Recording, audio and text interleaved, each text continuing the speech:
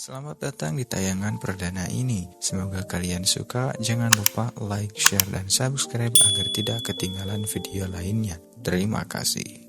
Anime ini menceritakan tentang seorang pria yang diangkat menjadi raja di sebuah kerajaan dengan peradaban yang sangat maju. Tatapannya yang dingin hanyalah permukaan. Setiap tindakan dan keputusannya jauh lebih pantas untuk disebut sebagai seorang raja tirani. Ia tidak cintar, bahkan ketika mendengar jeritan ribuan orang tak bersalah. Tak ada yang tahu pasti apa yang sebenarnya dikejar oleh sang tirani. Apakah ia menginginkan kekuatan absolut? Atau semua ini hanyalah bentuk hiburan semata? Apapun alasannya, satu hal yang pasti, ia sadar bahwa dirinya adalah seorang raja. Suara misterius tiba-tiba menggema di kepalanya. Tak jelas apa yang sedang terjadi, namun suara ini memintanya untuk mencari cahaya dalam kehidupan barunya. Ketika sang raja tirani membuka matanya, ia mendapati dirinya dikelilingi oleh sepasang pria dan wanita asing yang memanggilnya dengan sebutan Arthur kecil. Dari situasi yang ada, pria bernama Reynold dan wanita bernama Arisu ini tampaknya adalah orang tua barunya. Sang raja pun segera menyadari bahwa ia telah terlahir kembali setelah kematiannya di kehidupan sebelumnya. Bayangkan saja, seorang raja tirani yang telah memenangkan begitu banyak peperangan hingga tak terhitung jumlahnya, kini terbangun dalam tubuh seorang bayi yang bahkan untuk bersendawa pun membutuhkan bantuan orang lain. Meski enggan mengakui karena gengsi, Arthur cukup bersyukur karena Reynold dan Arisu yang merawatnya dengan penuh kasih sayang. Di tengah frustasi terhadap tubuh barunya, suatu ketika sang ayah mencoba mencoleknya. Secara refleks, Arthur memegang tangannya. Namun justru hal itu disalahartikan sebagai tanda bahwa Arthur sangat menyayanginya. Beberapa hari setelah melewati berbagai kesulitan yang membuatnya frustasi, Arthur mulai menyadari keanehan yang di dunia barunya. Ia hanya bisa melongo saat mengetahui bahwa di dunia ini orang-orang bisa memiliki kekuatan yang aneh dan luar biasa. Kekuatan yang belum ia pahami itu terasa begitu menarik, sampai-sampai ia merasa kekuatan itu layak untuk dipelajari lebih dalam. Sepulang ayahnya dari berburu, rasa penasaran Arthur terhadap kekuatan dunia ini semakin besar. Ia menyadari bahwa untuk memahami dunia ini, ia harus mengamati lingkungan sekitar dengan seksama. Di tempat ini, pengetahuan adalah senjata utama. Tapi bukan hanya itu, orang-orang di dunia ini juga membawa senjata sungguhan, yang berarti tingkat bahaya di dunia ini jauh lebih tinggi dari yang ia perkirakan sebelumnya. Waktu pun berlalu tanpa terasa. Sebulan telah lewat, terlihat Arthur sedang belajar merangkak di bawah pengawasan kedua orang tuanya. Saat ia menatap pantulan dirinya di cermin, kedua orang tuanya tak bisa menahan rasa gemas. Padahal di balik tatapan itu, sang mantan raja tirani sedang merenungi betapa lemahnya dirinya sekarang dalam tubuh baru yang masih bayi. Malam hari setelah mendapatkan kecupan lembut dari sang ibu, Arthur yang ternyata belum tidur perlahan turun dari tempat tidurnya dengan cara merosot menggunakan spray.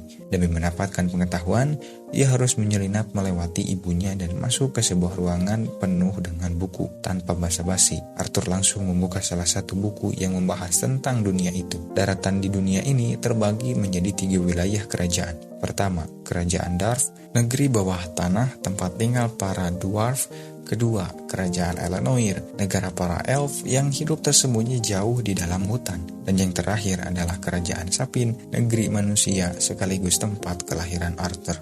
Meski sistem pemerintahan di kerajaan ini mirip dengan dunia lamanya, ada satu perbedaan mencolok. Di sini, tahta diturunkan secara turun-temurun, bukan melalui perebutan berdarah seperti di masa lalunya. Arthur kemudian mengambil buku lain yang membahas tentang sihir, sumber kekuatan yang sebelumnya sempat diperlihatkan oleh ayahnya. Kekuatan itu berasal dari sesuatu yang disebut mana. Menariknya, kemampuan mengendalikan mana biasanya diturunkan secara genetik dan hanya 1 dari 100 orang yang mampu menggunakannya. Secara umum, terdapat 2 metode dalam penggunaan mana, yaitu melalui buff dan melalui pengucapan mantra sihir. Buff seperti yang sering terdengar memungkinkan penggunanya untuk meningkatkan kemampuan fisik, baik dari segi kekuatan, pertahanan, maupun kecepatan. Sementara itu, pengucapan mantra memungkinkan pengguna untuk memproyeksikan dan mengendalikan mana sesuai kehendak mereka. Kunci utama dalam mengendalikan mana terletak pada inti mana yang ada di dalam tubuh setiap individu.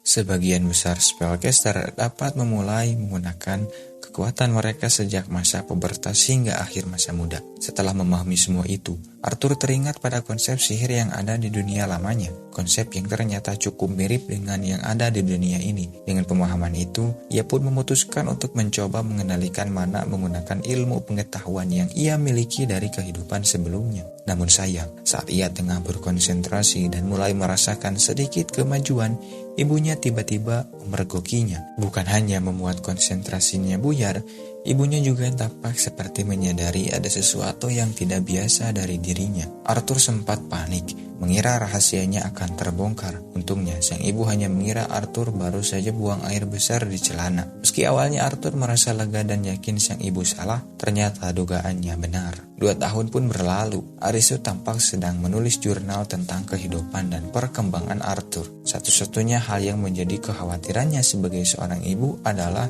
Arthur belum pernah sekalipun terlihat tersenyum. Sementara itu, Ray terlihat sedang melatih anaknya teknik dasar menggunakan pedang. Meskipun sebenarnya ia sendiri tampak cukup takut dengan istrinya yang tegas itu. Selama 2 tahun memperhatikan kehidupan keluarganya, Arthur mulai memahami bahwa kekuasaan tertinggi dalam rumah tangga ternyata berada di tangan sang ibu. Di lain waktu, Arisu merasa heran karena Arthur selalu terlihat sangat bersemangat setiap kali mereka pergi ke kota. Ternyata bukan tanpa alasan, bagi Arthur, kota adalah pusat informasi dan sumber pengetahuan terdekat yang bisa ia akses. Di sana, ia bisa melihat berbagai bentuk senjata dan mempelajari banyak benda yang belum pernah ia temui sebelumnya. Selain itu, kota juga merupakan tempat berkumpulnya berbagai macam orang, termasuk para pengguna sihir. Dalam perjalanan pulang, Arthur yang mulai mengantuk merasa bersyukur karena memiliki orang tua yang benar-benar memahami kebutuhannya. Meski harus menjalani hidup dalam tubuh yang merasa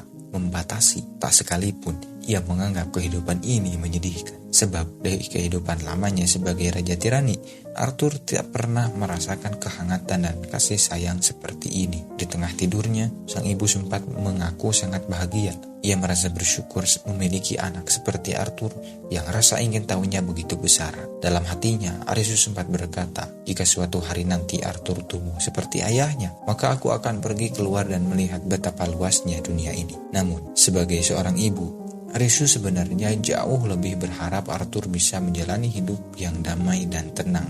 Keesokan harinya, Arthur kembali merasa bersyukur karena bisa belajar langsung dari kehidupan orang-orang di sekitarnya. Namun, saat melihat sang ayah yang tampak berusaha payah hanya untuk memindahkan beberapa batu, Arthur merasa akan jauh lebih mudah jika ia yang melakukannya sendiri. Cukup dipungut dan dilempar saja. Sang ibu yang tampaknya memahami isi hati anaknya hanya tersenyum dan berkata, "Tunggu saja, setelah ini kamu akan melihat betapa luar biasanya Ray sebenarnya." Arthur yang penasaran juga ingin belajar seperti ayahnya. Sayangnya, kini sudah waktunya bagi sang Raja Tirani kecil itu untuk tidur. Tapi beruntung, dengan kecerdikan dan sedikit kelicikan, Arthur berhasil mengelabui ibunya. Arisu yang semula melarang Arthur untuk membaca buku, akhirnya tak berkutik saat Arthur menggunakan jurus pamungkasnya, yaitu tingkah manja dan ekspresi polos yang tak bisa ditolak. Melanjutkan eksperimen yang ia mulai sebelumnya, Arthur kembali berkonsentrasi. Ia mencoba membentuk inti mana dengan cara mengumpulkan pecahan-pecahan mana yang tak terhitung jumlahnya. Namun sesaat setelah ia berhasil melakukannya, tiba-tiba saja terjadi sebuah ledakan kecil. Tak apa yang sebenarnya terjadi, tapi suara ledakan itu membuat kedua orang tuanya panik. Arthur masih ada di dalam ruangan. Ketika mereka masuk untuk mencarinya, keduanya benar-benar terkejut melihat apa yang telah terjadi. Arthur memang berhasil membentuk inti mana, tetapi ia lengah dan tak menyadari puing-puing reruntuhan yang akan menimpanya. Tepat sebelum bahaya itu mengenai dirinya, sang ayah datang dan menyelamatkannya. Arthur sempat terkejut, lalu baru menyadari bahwa kedua orang tuanya tak akan membiarkannya dalam bahaya. Namun yang tidak ia pahami adalah air mata yang menetes dari wajah mereka berdua. Sebab di kehidupan lamanya sebagai Raja Tirani, Arthur tak pernah merasakan kasih sayang seperti itu. Ketidakmengertiannya akan perasaan hangat dan tulus itu membuat Arthur untuk pertama kalinya meneteskan air mata.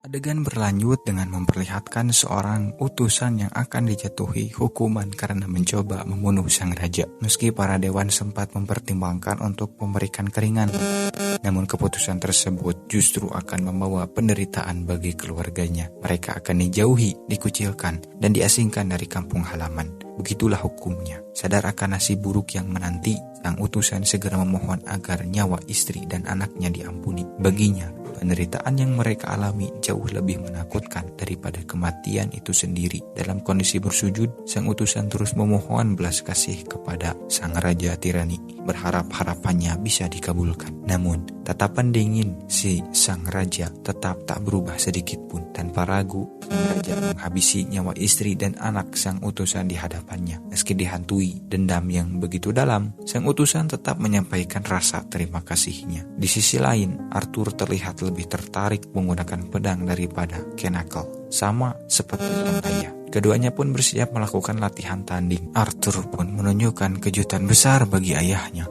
Sontak, sang ayah terpukau melihat kemampuan Arthur yang jauh melampaui harapannya. Mengetahui bakat luar biasa anaknya, sang ayah langsung menyarankan agar Arthur dibimbing oleh seorang guru. Namun saran itu memicu perdebatan. Sang ibu dengan tegas menolak dan ingin mereka berdua saja yang melatih Arthur. Tetapi sang ayah tetap bersikukuh ingin mengirim Arthur ke tempat seorang guru. Melihat kedua orang tuanya berdebat, Arthur mengusulkan solusi alternatif, yaitu kenapa mereka tidak pergi bersama saja. Mendengar ide tersebut, mereka langsung menganggap Arthur sebagai anak yang cerdas. Keesokan harinya, party Twin Horn datang untuk mengawal perjalanan mereka bertiga. Ternyata, grup ini adalah rekan lama orang tuanya sebelum mereka pensiun dari dunia petualangan. Arthur masih ingat, mereka lah yang ikut membantu membangun kembali rumah mereka setelah insiden ledakan sebelumnya. Satu persatu anggota party diperkenalkan. Adam Crane, Angela Ross, Darden Walker, Jasmine Flawn Swiss, dan Helen Sarr. Berbeda dari dunia lama Arthur,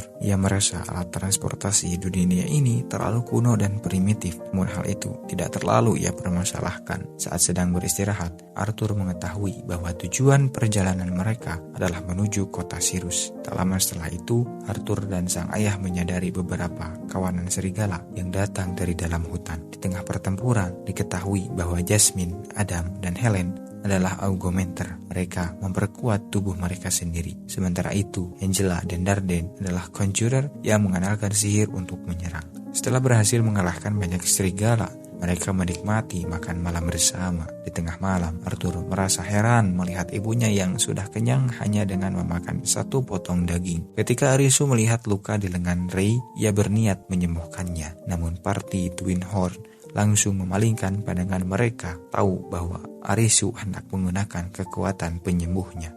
Memang, di dunia ini, seorang penyembuh sebaiknya tidak menunjukkan kemampuannya sembarangan di depan orang lain. Setelah selesai menyembuhkan, Adam yang ingin melakukan peregangan sebelum tidur meminta izin untuk mengajak Arthur berlatih tanding bersamanya. Setelah mendapat izin, Arthur pun bersiap. Ia menyadari meski ibunya dan anggota Twin Horn tampak cemas, tak satu pun dari mereka berusaha menghentikannya. Dalam hati, Arthur merasa bingung. Apa mereka lupa kalau dirinya masih anak umur 4 tahun? Setelah pemanasan singkat, Arthur dan Adam pun siap memulai sparring pertama mereka. Sayangnya, tubuh kecil Arthur belum sepenuhnya stabil. Kalau saja dia bukan bocil, mungkin ia tidak akan terpeleset dan terlempar begitu mudah. Untungnya, Angela dengan sigap menolongnya menggunakan sihir angin, sehingga tubuh Arthur melayang pelan dan tidak terbanting keras ke tanah. Namun begitu pertarungan dihentikan, Adam langsung kena semprot oleh Darden dan Helen.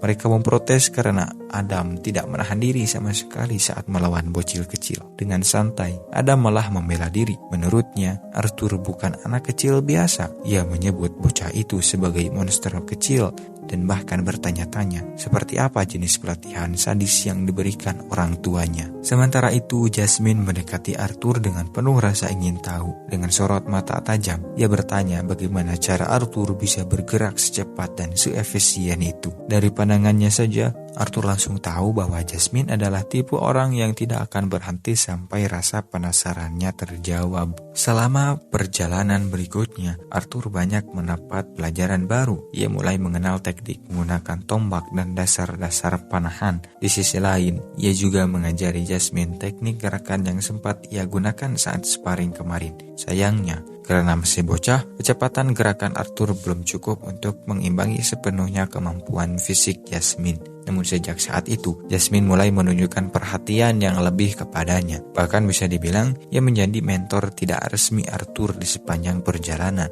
Kedekatan Jasmine dan Arthur ini ternyata tak luput dari perhatian. Helen dan Angela bahkan tampak kaget melihat bagaimana cepatnya Jasmine bisa begitu akrab dengan anak kecil itu. Melihat suasana mulai cair, Adam lalu mengajak semua anggota untuk melanjutkan perjalanan. Hari-hari berlalu tanpa hambatan berarti, namun saat mereka tiba di wilayah tebing, keadaan berubah drastis. Baru saja menginjak area itu, masalah muncul tanpa aba-aba. Tanpa basa-basi, segerombolan bandit muncul dan menghadang mereka dari segala arah. Sang pemimpin bandit memberi perintah tegas, wanita dan anak-anak dilarang dilukai karena mereka masih memiliki nilai jual, katanya. Seolah manusia hanyalah barang dagangan. Situasi terkepung seperti itu jelas membuat siapapun terdesak. Dalam hati kecilnya, Arthur mencibir. Di dunia manapun, pasti ada saja sampah seperti mereka. Melihat raut wajah Arthur yang tampak tegang, Arisu langsung memeluk putranya, mengira ia sedang ketakutan. Sementara itu, secara kemampuan individu, anggota Twin Horde sebenarnya masih unggul jauh dari mereka. Sayangnya, keunggulan mereka tak banyak berarti ketika jumlah musuh begitu banyak dan terus menyerbu tanpa henti. Ketika Ray terkena serangan keras, Arisu buru-buru ingin menyembuhkannya, tapi Ray menolak. Karena kekuatan penjuru milik Arisu tak boleh diketahui siapapun. Itu adalah rahasia. Di tengah kekacauan, Ray memerintahkan Arthur untuk membawa ibunya pergi sejauh mungkin. Namun Arthur yang sudah memulatkan tekad langsung menolak. Ia ingin bertarung bersama ayahnya, tapi Ray bersikeras dengan suara tegas. Ia mengatakan bahwa kekuatan Arthur lebih berguna untuk melindungi Arisu, karena saat itu Arisu sedang mengandung. Mendengar hal itu, Arthur terdiam meski hatinya menolak. Ia sadar tanggung jawab sebagai seorang anak dan calon kakak. Maka dengan berat hati, ia menggandeng tangan ibunya dan lari menjauh, meninggalkan ayahnya yang bersiap menahan pemimpin bandit. Saat berlari di antara pepohonan, Arthur merasa dihantui oleh perasaan bersalah. Sebagai seseorang yang pernah membunuh tanpa henti di kehidupan sebelumnya, ia merasa ini adalah harga yang harus dibayar, semacam karma yang kini menuntutnya. Ia sempat berpikir bahwa mereka sudah aman, namun tanpa disadari, seorang bandit penyihir dari kejauhan tengah menyiapkan sihir angin untuk menyerang mereka. Lalu di detik yang menegangkan itu, sesuatu terjadi. Sebuah ledakan emosi menghantam batin Arthur. Kesadaran muncul di benaknya. Barulah sekarang ia benar-benar mengerti. Ia mengerti perasaan sang utusan yang dulu pernah ia eksekusi bersama keluarganya. Ia mengerti kenapa Arisu dan Ray menangis begitu dalam saat ledakan hebat dulu mengguncang. Ia mengerti bahwa dalam air mata bisa tersimpan dua rasa sekaligus, yaitu kebahagiaan dan kesedihan. Sebelum kehilangan kesadaran, Arthur yang tergelincir dan terjatuh dari tebing akhirnya sadar. Sang raja tirani yang dulu dirinya di masa lalu ternyata hanya ingin satu hal sederhana, yaitu menjadi seorang kakak. Dalam gelapnya hutan, tubuh kecil Arthur yang masih bernyawa tergeletak tak sadarkan diri, namun selamat. Dan di saat ia belum sepenuhnya pulih, tiba-tiba seseorang, atau lebih tepatnya sesuatu, muncul di hadapannya. Setelah jatuh dari ketinggian yang mematikan, entah bagaimana Arthur berhasil selamat dan tiba ke dalam sebuah gua. Namun ia justru berhadapan langsung dengan monster yang mengerikan dan mulai menyesal telah mencari perlindungan di tempat ini. Ia mencoba menyerang monster itu secara diam-diam untuk meningkatkan peluang bertahan hidupnya. Tetapi monster itu dengan mudah menepisnya dari udara dan menyuruhnya tenang. Monster itu mengatakan bahwa ia tidak jahat dan hanya ingin berteman. Arthur pun akhirnya diam dan mempercayai ucapannya bahwa ia tidak akan melukainya. Bagaimanapun juga, Arthur masih terluka parah. Dan luka-lukanya tidak akan sembuh jika ia tidak makan sesuatu. Maka monster itu mulai memetik buah-buahan dari dinding gua. Ia menyuruh Arthur memakan buah-buah tersebut, tapi Arthur tidak percaya begitu saja pada buah-buahan yang tumbuh di dinding. Ia berniat bangkit untuk mencoba bicara dan mencari jalan keluar dari situasi ini. Namun, tepat saat itu juga, luka-lukanya mulai terasa benar-benar parah. Saat ia mencoba berdiri, terdengar bunyi sesuatu yang patah dan ia pun menangis sejadi-jadinya. Monster itu menyuruh Arthur berhenti menangis karena menurutnya adalah sebuah keajaiban Arthur bisa selamat dari jatuh setinggi itu.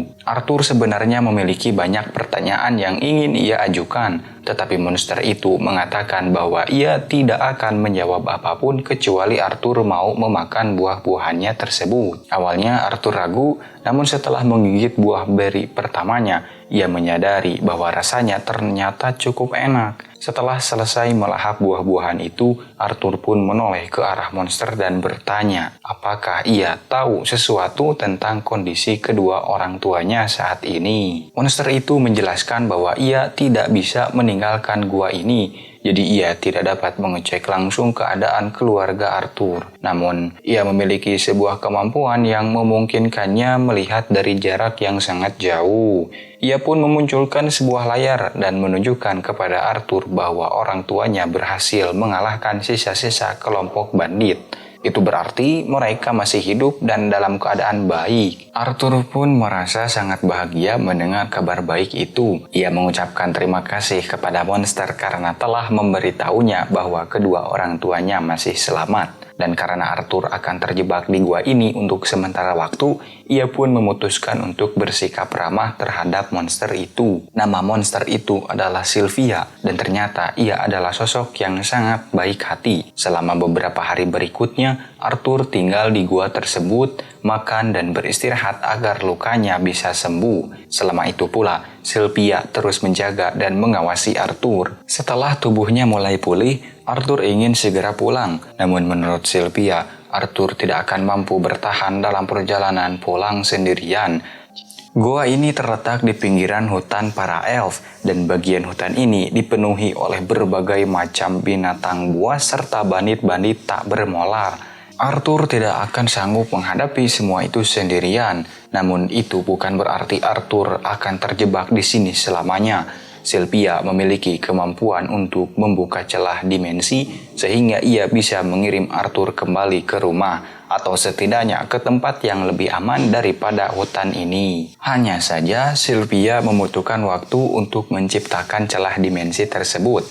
Jadi Arthur harus menunggu sampai saat itu tiba. Karena tidak ada hal lain yang bisa dilakukan, Arthur pun mengambil sebuah tongkat dan mulai mengayunkannya ke sana kemari untuk melatih kemampuan ilmu berpedangnya.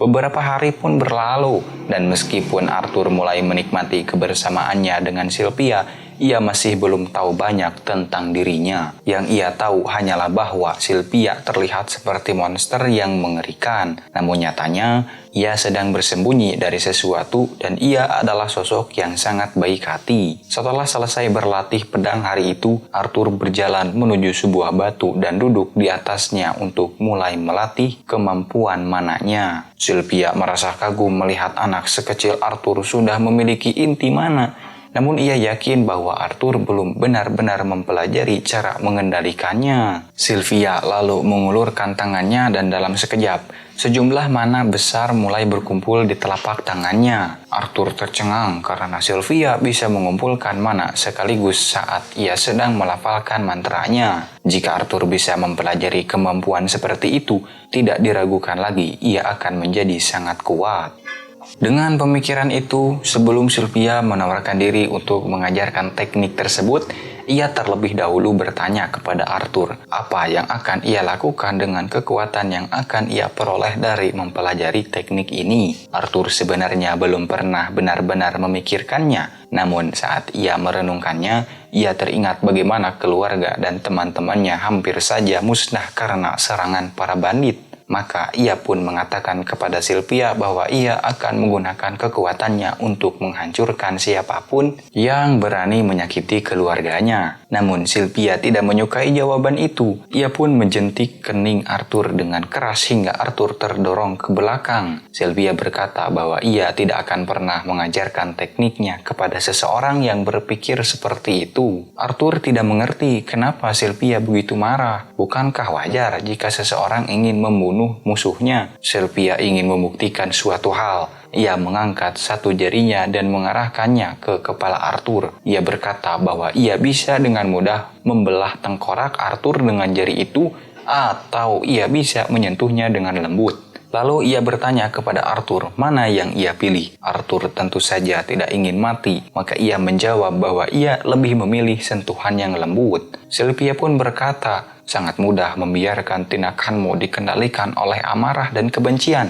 Tapi sekali kamu menyerah pada perasaan itu, hidupmu akan berubah menjadi siklus kebencian yang kosong dan tak berujung. Ia tidak ingin Arthur menyia-nyiakan hidupnya seperti itu. Maka ia bertanya sekali lagi dengan nada yang lebih dalam dan serius, apa yang akan kamu lakukan dengan kekuatan itu? Arthur memikirkannya sekali lagi, namun kali ini ia memfokuskan pikirannya pada senyum hangat orang-orang yang ia sayangi. Maka ia pun menjawab bahwa ia ingin menggunakan kekuatannya untuk melindungi orang-orang yang ia pedulikan. Sylvia kemudian tersenyum. Ia jauh lebih menyukai jawaban itu. Sementara itu, di luar gua, seekor monster yang sangat mirip dengan Sylvia tampaknya sedang melacak keberadaannya. Dan kini ia sudah sangat dekat. Kembali ke dunia lama Arthur. Dulu ia adalah seorang raja, tapi itu bukan berarti ia memiliki seluruh kekuasaan. Mereka yang benar-benar berkuasa adalah para senator.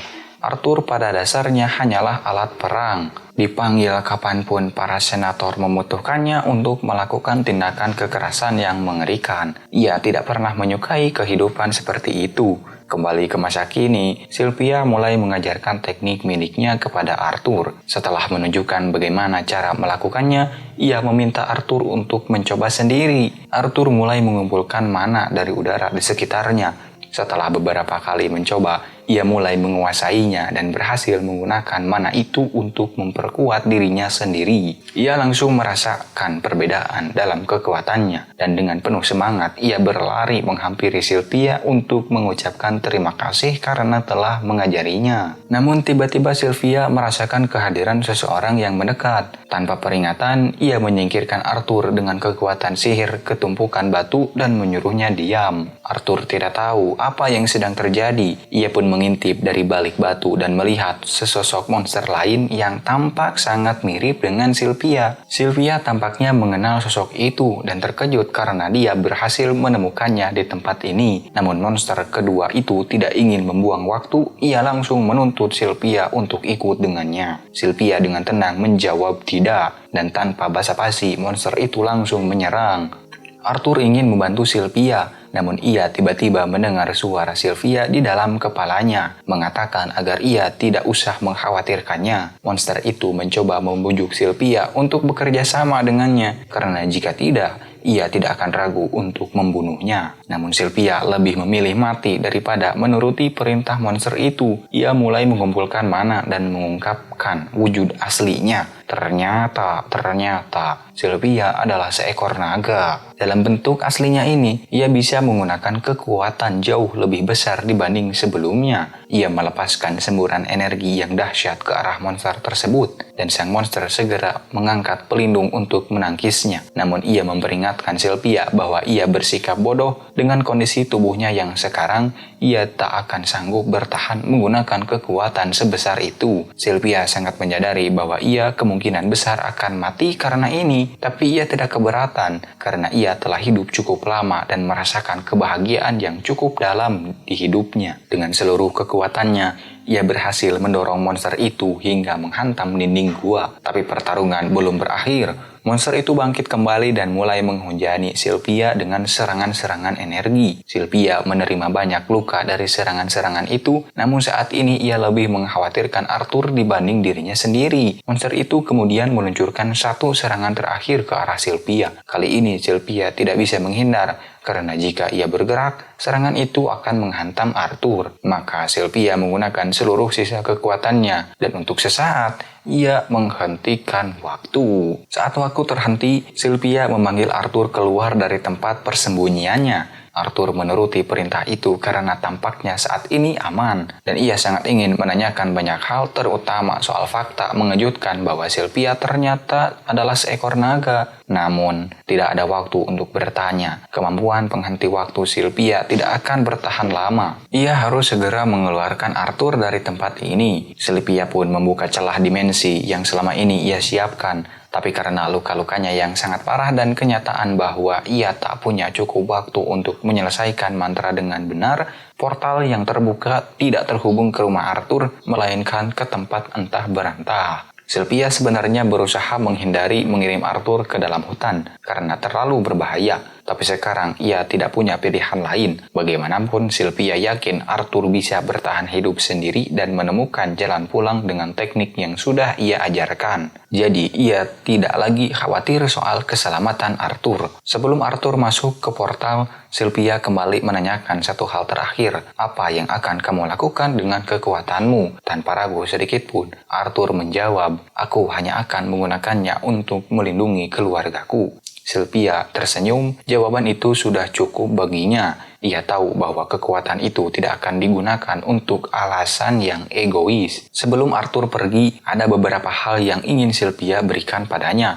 Dengan kekuatan sihirnya yang tersisa, ia membentuk sebuah telur dan sehelai bulu di hadapan Arthur. Ia memintanya untuk membungkus telur itu dengan bulu tersebut dan menjaganya baik-baik. Suatu hari nanti, katanya, kau akan mengerti. Sebagai hadiah perpisahan terakhir, Sylvia mencap tubuh Arthur dengan kehendaknya dalam bentuk tanda di kedua lengannya. Tiba-tiba seluruh lengan Arthur dipenuhi dengan tato. Namun Sylvia tidak memiliki cukup tenaga untuk menjelaskan. Ia hanya berkata, suatu hari nanti kau akan tahu cara menggunakannya. Tapi sayangnya, aku tidak akan ada di sana untuk mengajarkannya padamu. Ia juga meminta maaf kepada Arthur. Sebenarnya, ia bisa saja mengirim Arthur kembali ke keluarganya sejak pertama kali ia ditemukan. Tapi ia terlalu menikmati waktu bersama Arthur, ia tidak ingin itu berakhir begitu cepat.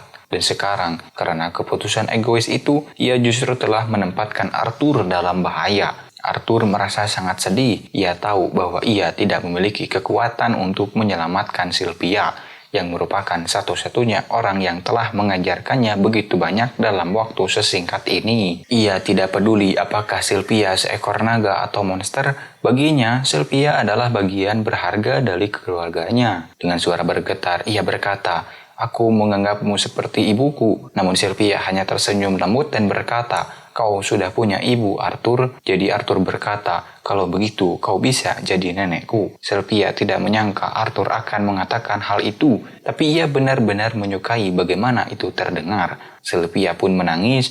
Ia sangat sedih karena tidak akan bisa melihat Arthur lagi. Tapi waktu mereka hampir habis, ia pun mendorong Arthur perlahan agar ia segera masuk ke dalam portal. Arthur mengangguk pelan, lalu mengambil telur dan bulu yang diberikan Sylvia. Dengan langkah berat, ia mulai masuk ke dalam portal. Dan sebelum Arthur bisa melakukan apapun lagi, Sylvia menutup portal itu, mengirim Arthur pergi dan menyelamatkannya. Waktu kembali berjalan, ledakan besar dari monster lawan menghantam Sylvia langsung. Tubuhnya terpental dan ambruk ke tanah. Luka yang ia terima terlihat sangat fatal. Namun sang monster tidak langsung percaya bahwa Sylvia sudah mati.